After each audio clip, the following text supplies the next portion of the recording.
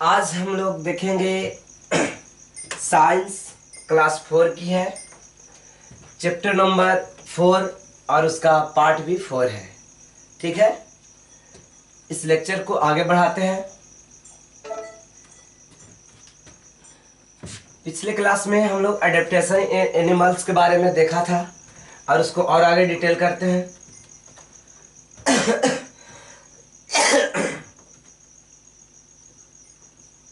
Gills हो गई थी, ये सब हो गया, हार्बीवोरस कार्निवोरस जितना भी है ये हो गए थे, ओमनीवेरस भी हो गया था। अब आप देखिए पैरासाइट के बारे में। पैरासाइट से आज पढ़ाना है, ठीक है। पैरासाइट होता क्या है? कहता है कि एनिमल्स दैट स्टक ब्लड, या स्टक नहीं, सक ब्लड, एनिमल्स दैट सक blood of other living animals like called parasite, like called parasite। देखिए, कहता है कि वैसा एनिमल्स जो दूसरे जानवरों यानी दूसरे लिविंग थिंग्स है, जो दूसरे जानवरों को ब्लड को सक करता है, मतलब खींचता है, ठीक है ना, ऐसे एनिमल्स का नाम पैरासाइट है। कहते दे लिव ऑन और inside the bodies of animals, ये शरीर के इनसाइड में रहता है, अंदर में रहता है। अब अंदर शरीर के अंदर नहीं, जैसे ये बाल है, ठीक है, तो बाल के अंदर है। यह क्या है? जू यानी ढील। तो ये बाल के अंदर जो ढील है, ये ढील क्या कहलाएगा? तो ये ढील कहलाएगा पैरासाइट। क्लियर है? दे हैव सकर्स और sucking tube to suck blood from other animals. इसके पास एक सकिंग ट्यूब होता है, ठीक है। जिस प्रकार से मच्छर में आप देखें, मॉस्किटो में, कि एक इतना बड़ा, ठीक है ना, इतना बड़ा एक नुकीला में मुंह के पास लगा रहता है, ठीक है। और उससे क्या करता है, शरीर के अंदर थोड़ा होल बना करके और ब्लड को क्या करता है, सक कर लेता है, खींच लेता है। उसी प्रकार से कहता है कि ये सब में एक सकिंग ट्यूब होता है जो ब्लड को खींचने के काम में आता है दूसरे जानवरों से, जैसे मॉस्किटो, मच्छर, बग, खटमल। उसी प्रकार से लीक वगैरह, जितने भी ये सब टैपवॉर्म है, ये सब यानी जोक वगैरह, ये क्या करता है, खून को सक कर लेता है, खींच लेता है दूसरे जानवरों पर से। यही कहलाता है पैरासाइट। अगर क्वेश्चन आए व्हाट इज पैरासाइट, तो क्या कहेंगे? Animals that suck blood of other living animals are called parasite. Example में इसका दे दीजिए, एग्जाम्पल में मॉस्किटो, बग एटसेट्रा। अब देखिए, अडेप्टेशन फॉर प्रोटेक्शन और सर्वाइवल, मतलब जीने के लिए सभी के पास कुछ न कुछ ऐसा शरीर के अंग में कुछ पार्ट पाया जाता है जो अपने आप को बचाता है अपने एनिमी से, शत्रुओं से। रक्षा किसी न किसी खास वजह से करता है, यानी उसको अडॉप्ट किस प्रकार से किया गया है, ठीक है। जैसे एग्जांपल लेते हैं, तो सांप है, तो अपने आप को सांप सुरक्षा कैसे करता है? तो उसके पास एक मुंह में एक विष की थैली होती है, ठीक है, जहरीली होती है, और वही उससे हम लोग भी डर जाते हैं, तो सांप को मारते नहीं।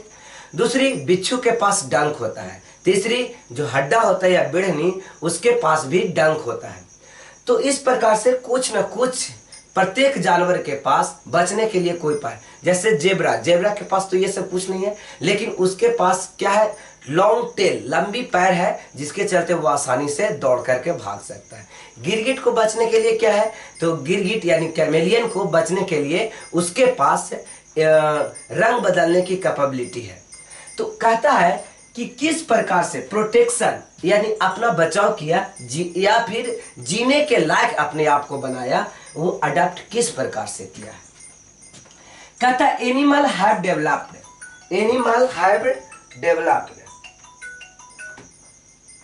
हेलो, अभी क्लास ले रहे हैं। Animal have developed other sense organs to sense the danger in their surroundings. कहता है जो जानवर होती है, एनिमल्स होता है, उसके पास कुछ न कुछ शरीर के ऐसा पार्ट में डेवलप किया गया है सेंस ऑर्गन टाइप में, जो वो डेंजर होता है किसके लिए, तो अपने सराउंडिंग में जी रहे और दूसरे जंतुओं के लिए। Even them hunting animals prey up और अदर एनिमल्स। कहता है कि या तो वो बचाव हंटिंग शिकार करने में उसको मदद करता है या फिर बचाव करने में मदद करता है। So animals have developed different ways of protecting themselves from their enemies. इस प्रकार से हम लोग कह सकते हैं प्रत्येक जानवर के पास कुछ न कुछ ऐसा एक शरीर का अंग है जो अपने आप को देमसेल्फ मीन्स अपने आप यानी खुद स्वयं इनेमीज यानी शत्रुओं से बचाव करता है। प्रोटेक्टिंग मीन्स बचाव करने का कुछ न कुछ उसका रास्ता जरूर है, वे जरूर है, वो रास्ता अलग अलग है। जैसे सबसे पहले है फ्लाइट। फ्लाइट मीन्स भागना, दौड़ना, उड़ना, ठीक है। कहता है कि कोई जानवर के पास अगर कुछ नहीं है तो वो तेज दौड़ सकता है। जैसे flight, animals like deer and zebra have strong legs to run fast to escape from the enemies. Enemies means शत्रु, enemies means शत्रु। Animals like deer, like मतलब जैसे कि deer, हिरन and zebra have a strong leg, मजबूत leg है। to fast run, दौड़ speed दौड़ने के लिए। escape means सुरक्षा, बचाव, escape means बचाव। from the enemies यानी कि शत्रुओं से बचाव के लिए उसके पास लॉन्ग लेग है, स्ट्रॉन्ग लेग है, जिससे वो स्पीड में दौड़ सकता है। इस प्रकार से वो अपने आप में बच जाएगा। एनिमल्स लाइक फ्रॉग, जैसा कि मेढक, वर्ड्स, फेलिज मीन्स मक्खी, और फिश मछली हैव स्ट्रॉन्ग लेग्स और विंग्स और फिन्स टू जंप, फ्लाई या स्विम अवे। कहता अवे मीन्स तेज गति से भाग जाना, अवे मीन्स भाग जाना। कुछ एनिमल्स जैसे कि फ्रॉग, मेढक, वो तेज गति से पानी में भाग सकता है, उसके लिए पैर में ऐसा क्लॉज बना हुआ है। बर्ड्स, पक्षियां जो आसानी से उड़ सकती है, स्पीड में उड़ सकती है। फेलिज, मक्खी, उसके पास पंख है, बिन्स है, तो वो आसानी से उड़ सकती है। फिश, मछली, आसानी से तैर करके भाग सकती है स्पीड में, इसके लिए उसके पास फिन्स है। फिन्स, मछली के लिए फिन्स, और जो पक्षियां होती है उसके लिए विंग्स, उड़ने के लिए विंग्स, और जो तैरने के लिए होता है मछली में उसको फिन्स। तो इसके पास स्ट्रॉन्ग लेग है। देखिए स्ट्रॉन्ग लेग्स है। फ्रॉग के पास कि आसानी से दौड़ करके भाग सकता है। फिर बर्ड्स, पक्षियों के पास में क्या है, तो विंग्स है। फ्रिलेज, मक्खियों के पास में क्या है, विंग्स है। और फिश, मछली के पास में क्या है, फिन्स है। तो ये सब तैरने के लिए तो या तो जंप कर सकता है, फ्लाई उड़ सकता है, या फिर स्विम कर सकता है, और ये करके तेजी से ये भाग सकता है। अब है कैमोफ्लेज। अब कैमोफ्लेज मीन्स होता क्या है, देखिए उसी के शेप में ढल जाना, उसी के शेप जैसा होना, तो वो अपने आप को बचाव कर लेता है। देखिए कहता है कि सम एनिमल्स, कुछ जानवरें जो है चेंज दियर कलर, उसी के कलर को वो चेंज कर लेता है। और बॉडीज स्ट्रक्चर, या तो जिस प्रकार का उस पर बैठा हुआ है, जैसे यहाँ पे देखो ये पत्ती का जितना बड़ा शेप है इतना ही बड़ा इस इंसेक्ट का भी शेप है। ये देखिए लकड़ी का जिस प्रकार से है उस प्रकार से ये जीभ भी यहाँ पे है। और ये देखिए बटरफ्लाई, लग रहा है कि जैसे ये कोई फूल है, ठीक है। यहाँ पे कह रहा है बटरफ्लाई ऑफ फ्लावर से, यानी फूले के आकृति का, शेप मीन्स आकृति, साइज मीन्स आकार, तो फूल के आकृति का क्या बना हुआ है, बटरफ्लाई यानी तितली बना हुआ है। क्लियर हो गया। तो ये सब इसका स्ट्रक्चर भी कुछ उसी प्रकार से है। जैसे कैमेलियंस होता है यानी गिरगिट, कैमेलियंस यानी गिरगिट, वो कलर चेंज कर लेता है, जिसमें वो छुपा रहता है उसी कलर हो जाता है, तो पता भी नहीं चल पाता है कि कौन सा जीव वहां था। तो कैमोफ्लेज क्या होता है ये देखिए, कहता है some animals change their colour और body structure to merge with और मैच इट्स सराउंडिंग। कुछ एनिमल्स होते हैं, कुछ जानवर जो होते हैं, चेंज दियर कलर, अपने कलर को वो चेंज कर लेते हैं, और या तो बॉडी के स्ट्रक्चर को मर्ज कर लेते हैं। जिस ढंग का वो लकड़ी है, जिस ढंग का वो पत्तियां है, जिस ढंग का वो फूल है, वो उसी के आकार का ये बना लेते हैं, उसी के आकृति का बना लेता है वो जंतु। और मैच इट्स सराउंडिंग, या और उसके जो वातावरण में चारों ओर जो कलर का होता है उसी कलर में ये भी ढल जाता है, उसी के शेप में ये ढल। इट मेक, तब वह बनाता है the hunter animals unable to notice them, और ये पता नहीं कर पाता, नोटिस नहीं कर पाता है, नोटिस करने के लायक नहीं होता है। अनेबल मीन्स लायक नहीं होना, नालायक, तो लायक नहीं होना, और वो शिकार उसको खोज नहीं पाता है। दिस प्रोसेस इज कॉल्ड, ये प्रोसेस को बोलते हैं कैम्यूफ्लाज। इस प्रोसेस को क्या बोलेंगे? कैम्यूफ्लाज। इस प्रोसेस को क्या बोलेंगे?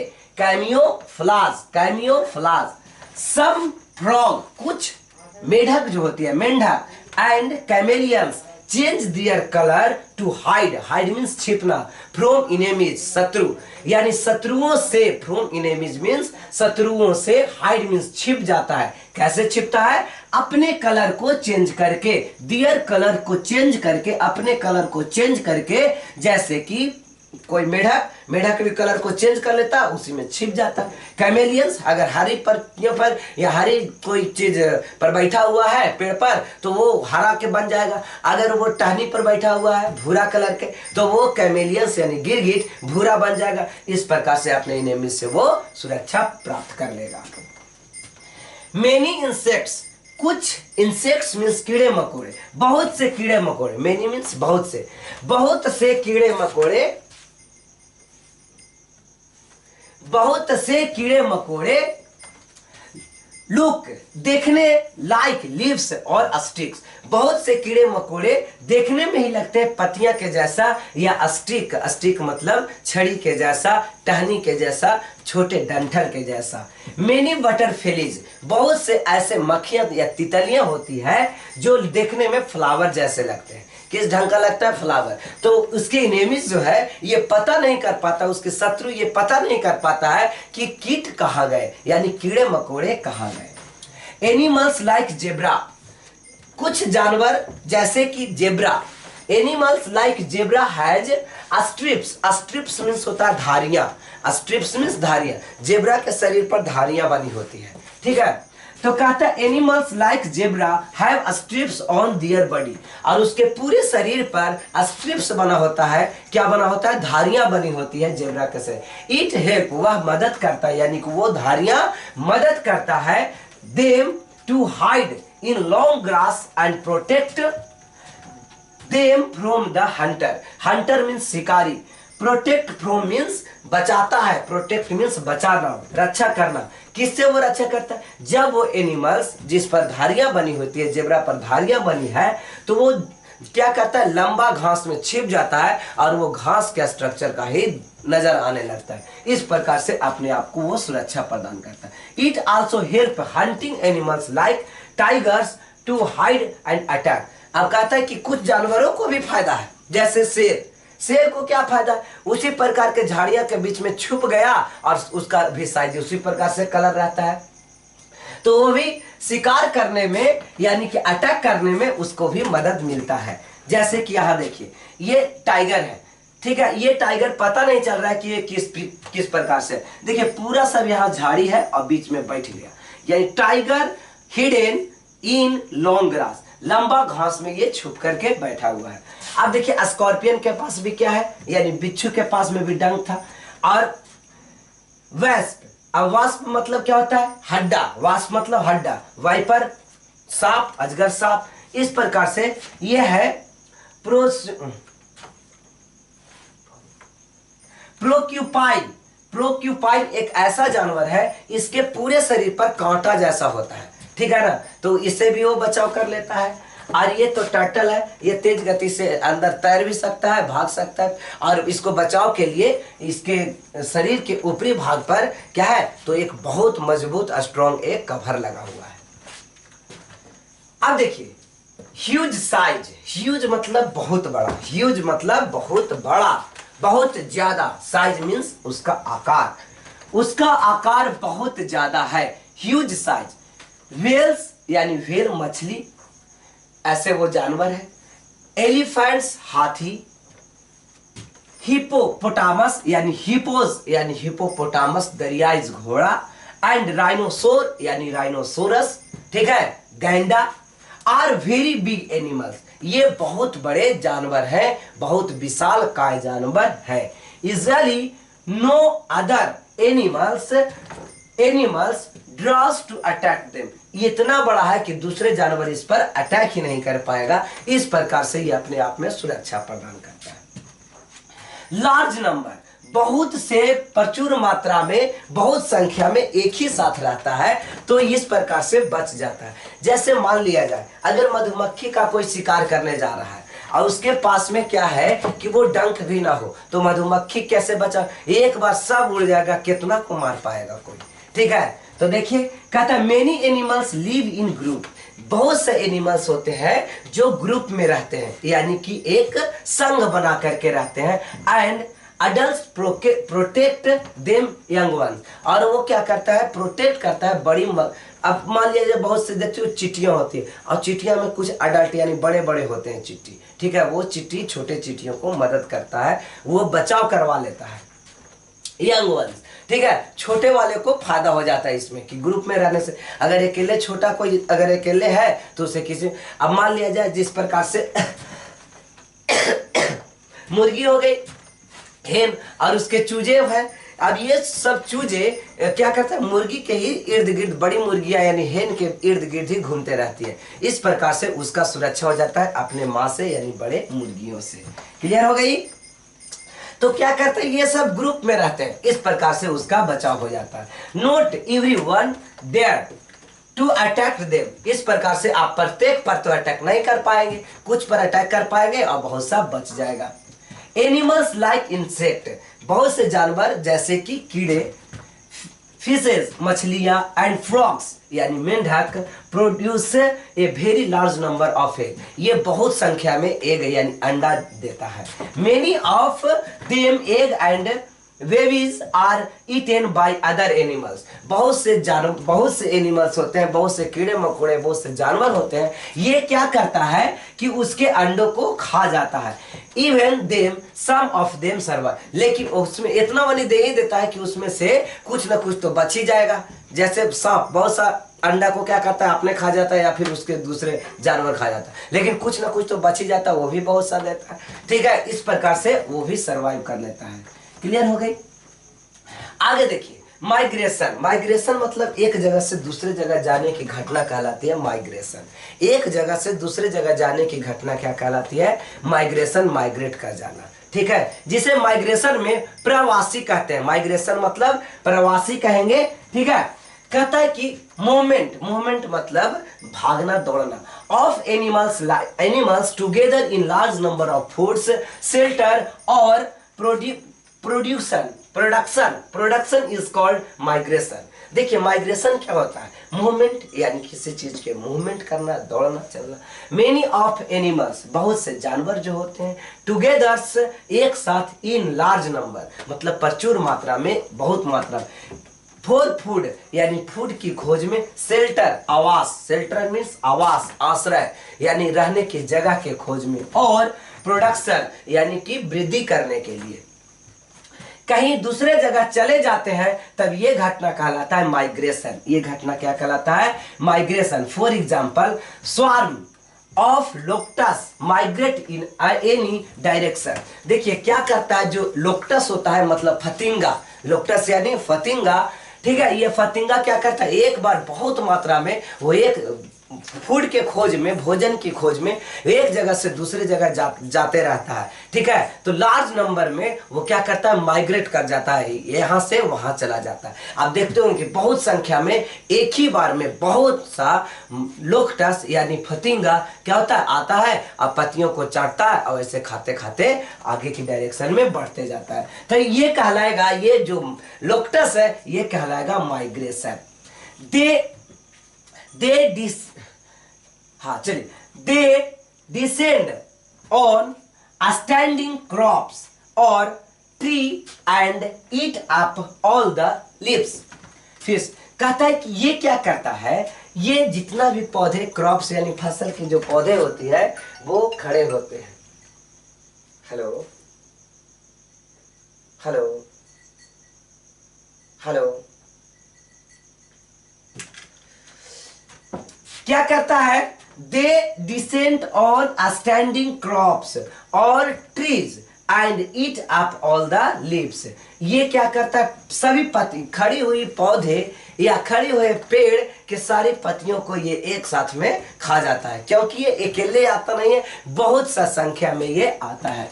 आगे देखिए, Arctic terns are birds who fly from Arctic यानी नॉर्थ पोल और to Antarctic south pole and the back.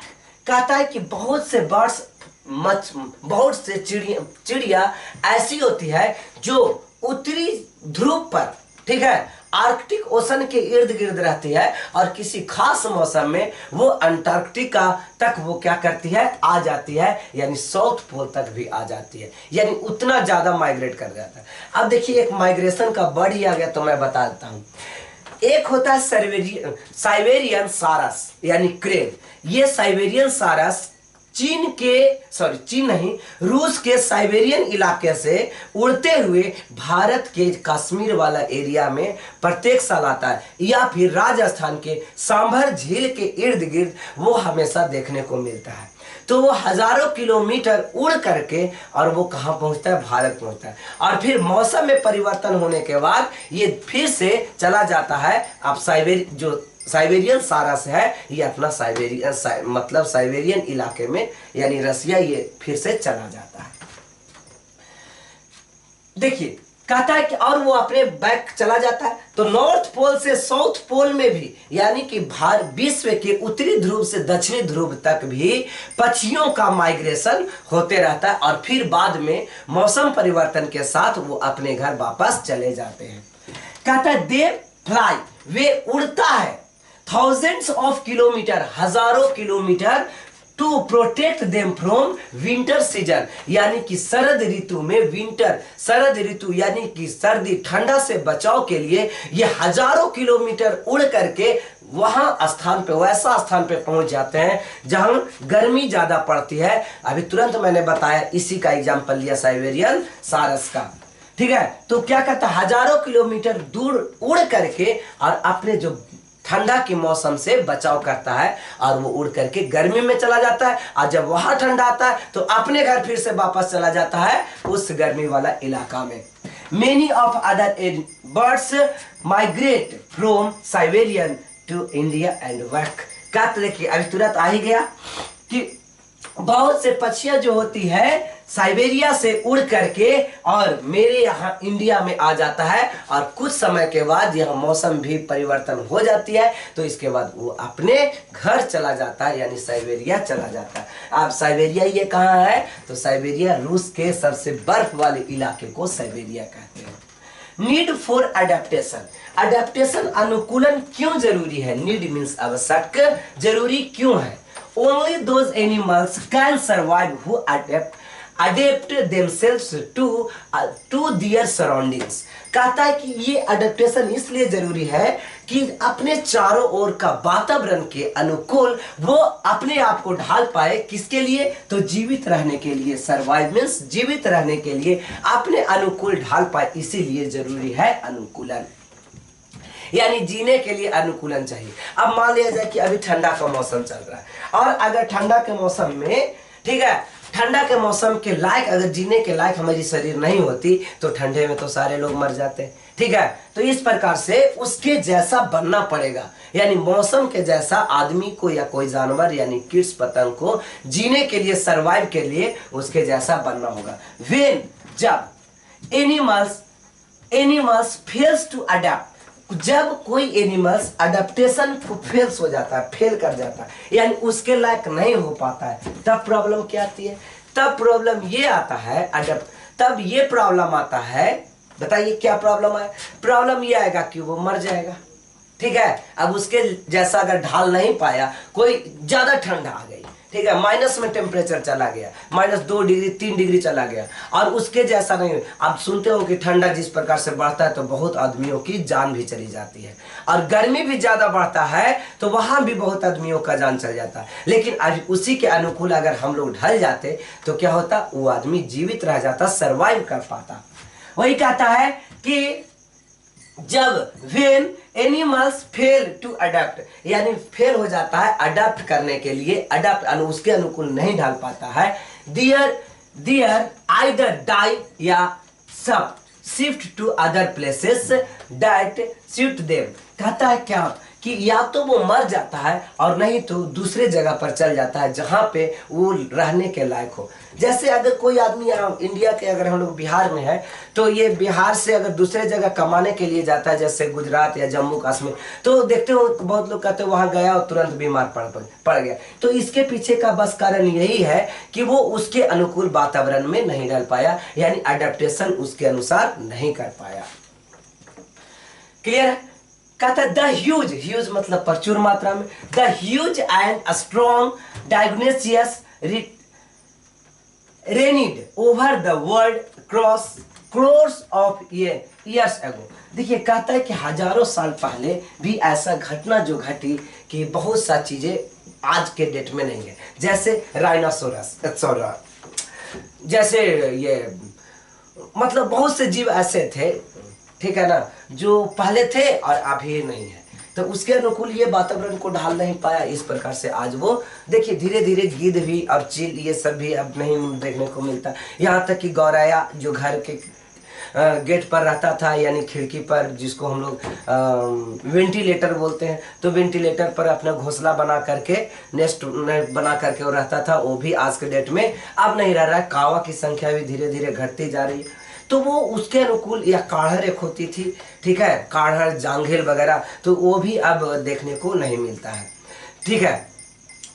तो इस प्रकार से बहुत से जीव हजारों वर्ष पहले थे, लेकिन आज के डेट में वो नहीं, but they could not adapt to the sudden अचानक चेंज इन क्लाइमेट। क्लाइमेट में परिवर्तन आने से, यानी क्लाइमेट का मतलब होता है क्या, तो क्लाइमेट यानी कि जलवायु में परिवर्तन, क्लाइमेट को हिंदी में जलवायु कहते हैं। जलवायु के परिवर्तन हो जाने से ये क्या हो गया कि वो मर गए, ठीक है, उनकी विनाश हो गई और वो डेंजर्ड हो गए। उसकी एक आध दो प्रजातियां बच रही है और बाकी प्रजातियां क्या हो गई, मर गई, ठीक है। तो इस प्रकार से वो अडेप्टेशन नहीं कर पाया, सर्वाइव नहीं कर पाया। They all die out that is they become extinct. इस प्रकार से उसका बिल्कुल सफाया हो गया।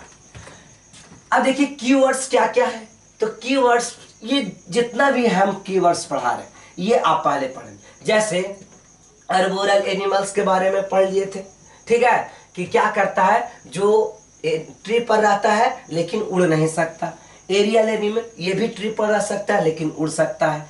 पैरासाइट्स ये दूसरे जानवरों की सहायता से ये जीवित रहता है, जैसे ढील कैसे जीवित रहता है, हमारा ही शरीर में रहता है, ऊपर बैठा हुआ है और यहीं से खून को सक कर करके वो जीवित रह जाता है।